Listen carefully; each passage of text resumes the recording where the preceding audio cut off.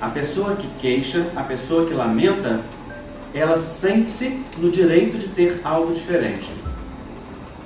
Então, isto nos mostra que psicologicamente aquela pessoa se sente superior àquilo que tem. Por consequência, se ela é superior e deveria ter algo diferente, então aquilo que ela vive é uma injustiça. É algo que está errado. Então cobra da vida aquilo que gostaria de ter ou que acha que merece, porque se sente injustiçado em ser tratado pela vida daquela maneira ou por alcançar aquele resultado quando na verdade merecia o melhor. Só que essa postura, ela não vem ao consciente com clareza. Ela não é uma postura que algumas pessoas sim. Algumas pessoas percebem com clareza um sentimento de que algo está errado porque mereciam mais. Mas, em geral, isso não está ligado à lamentação, está ligado à rebeldia. E a gente fala daqui a pouco disso. Mas na lamentação está um sentimento de que aquilo que se vive é injusto. Por exemplo, vocês querem ver uma forma mascarada disso acontecer? Na carência afetiva. O carente afetivo, ele espera do outro aquilo que ele não se dá. Então espera que o outro o ame da forma que ele não se ama. Espera que o outro valorize da forma que não se valoriza. Espera que o outro o alimente e o dê aquilo de que necessita sem que ele mesmo se dê. Então projeta as suas expectativas no outro, as suas esperanças na relação, desejando que o outro olhe para ele e reconheça o valor que ele mesmo ao olhar no espelho não vê. Então pensa ser essencial de que o outro o ame. E através disso é que crê que vai construir sua autoestima. Mas este é o discurso da ilusão. Porque no fundo, o que pensa aquele que tem uma carência afetiva ou uma menos-valia grande? Ele no fundo se sente superior aos demais. E no fundo deseja que o outro atenda às necessidades que tem e cumpra aquilo que ele necessita, porque ele é merecedor. Então quando o outro o desaponta, quando o outro descumpre aquilo que ele julga que o outro deveria fazer, qual que é a reação do carente emocional? Mágoa, vitimismo, rebeldia, mais exigência.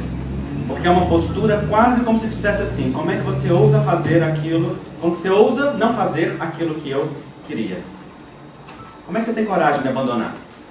Como é que você tem coragem de não me dar o amor que eu exijo? Como é que você não vê aquilo que eu preciso? No fundo, o que o carente está dizendo? Como é que você não percebe que eu sou especial?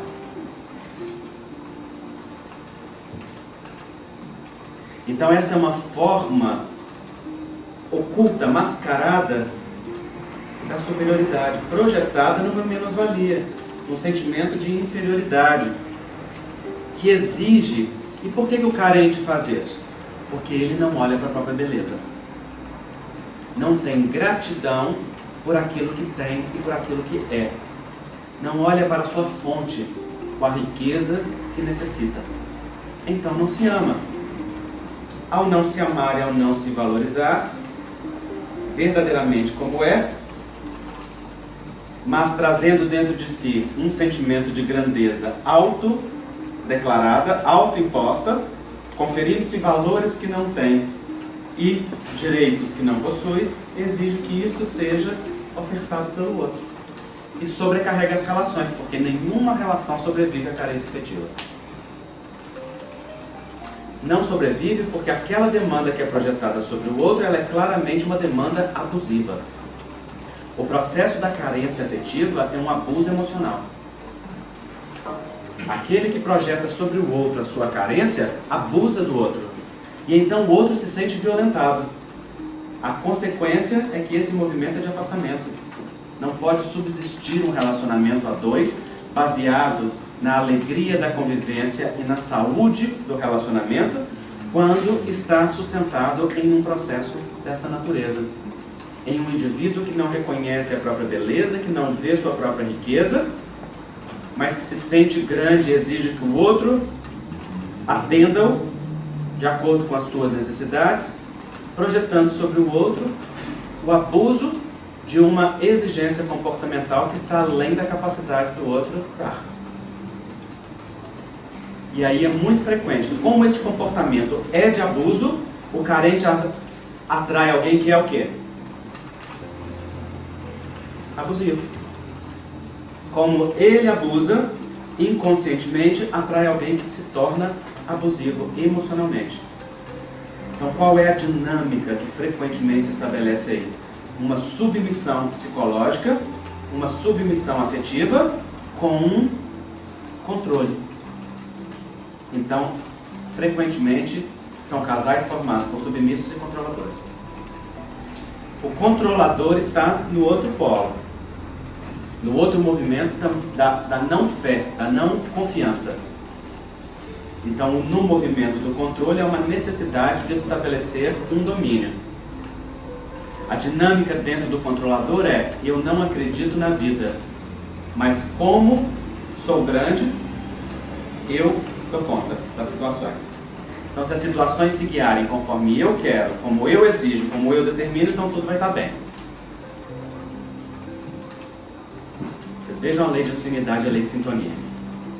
O carente inconscientemente diz: eu sou grande e mereço ser atendido, mas eu finjo para você que eu sou pequeno e eu me submeto a tudo aquilo que você quiser.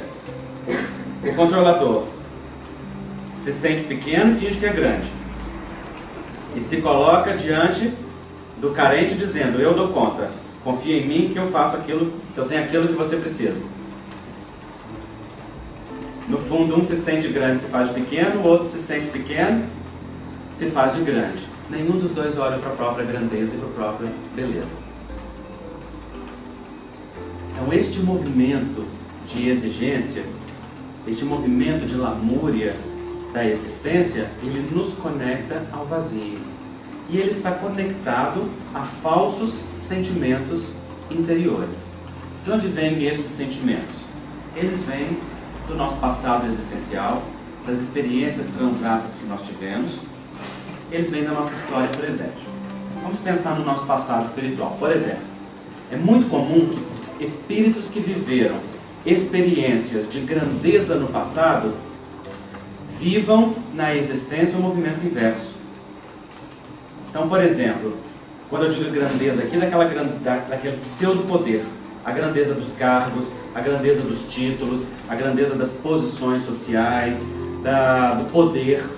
Então, este falso poder, porque não alicerçado na construção individual do indivíduo, mas algo a ele imputado por uma posição, ou pelo dinheiro, ou por algo, promove no espírito muito frequentemente um sentimento de falso valor. É muito frequente que esse espírito, na encarnação seguinte, viva experiências de menos possibilidades.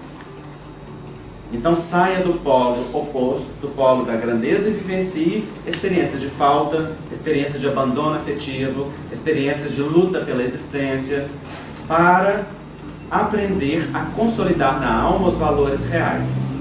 No entanto, qual é a dinâmica que esse espírito traz? Vivenciou falso poder, sente-se grande, vivencia agora experiências de falta, mas trazendo dentro da sua intimidade o vício da grandeza, o vício do pseudo-poder, dos espaços falsos de superioridade que vivenciou no passado e que dentro dele estão ainda muito ativos.